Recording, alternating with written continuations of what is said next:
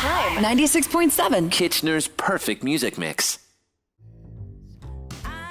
Serena Ryder is a 6-time Juno Award winner, multi-platinum singer, and we can now add Rogers radio announcer to her list of many accomplishments. Serena and I had a chance to sit down, get caught up, and talk about her new holiday album, Christmas Kisses, which Rolling Stone has named number 5 on their top Christmas album list of 2018.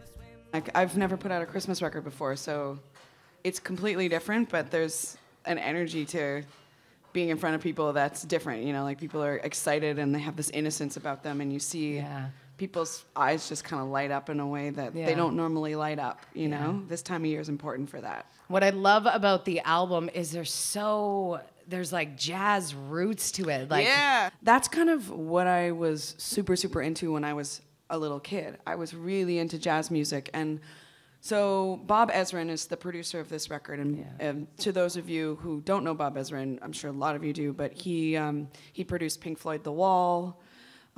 He's produced lots of Lou Reed stuff. He's just brilliant. He's an amazing producer, epic.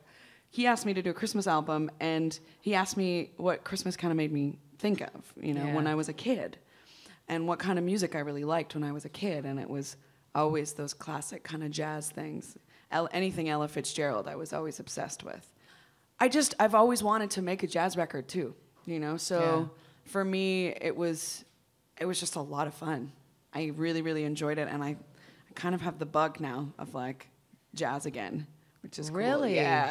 Yeah. Could that possibly influence the sound of your next album? Definitely. Really? Yeah, I think so. Gosh. I cannot wait to hear that. When do you plan on recording it? Yeah, exactly. Tomorrow. Tomorrow. I'm going to take a little bit of time off, but I don't know. I mean, it can happen really fast, and it can happen really slow. Like I've done one record, and then there's been a year in between it, and then I've done one record where there's been 5. Well, you've been busy. You need a bit of a break. Yeah. Do you miss radio? I miss you. I miss you more. Oh my gosh! Every now and again on a Sunday, like I'll send Serena a text going, "I miss your face," but we back and forth each other on text, and like, "Hello." You're great at radio. Thank you. I gotta tell you, you know, it's one thing to be a performer as a musician, and another thing to sort of crack a mic and then be a radio announcer, and you picked it up so quick. Well, I had a good teacher. Yeah, I don't know about that. It's true. I paid her to say that. But people always kind of get our voices confused because we both have like these like kind of low, raspy it's true. voices. It's true. Too bad I can't even sing though. Like, could you imagine? If I gave you kisses for... My favorite song on the album right now, because it kind of swaps a little bit, is White Christmas. And the reason I love the song is because I love the intro that was written for the movie. Like, the sun is shining, the grass is green. Like, all the old intros. But I love the upbeatness of it.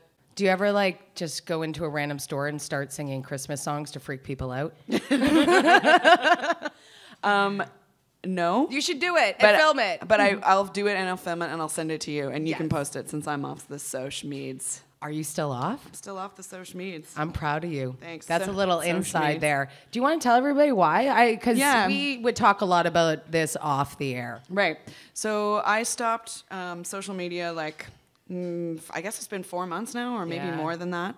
I still take all my own pictures and my own videos and I send it. Luckily, I'm lucky I have management who can post things for me, so I tell them what to write. So it's not made up or anything. But we love you, Michael. Yes, thank you, Michael, for posting everything. But I stopped because it seemed to be taking up so much of my, not just time, but like my own personal respect for myself, like how I felt about myself. I was always comparing myself to other people and other people's lives, even though I knew, you know, deep down that wasn't real. Their life, you know, in social media is not really real. People are showing you the kind of perfect part of their lives and going, look at how amazing everything is. And you're like, you know it's not that way. But you still feel like you're a little less.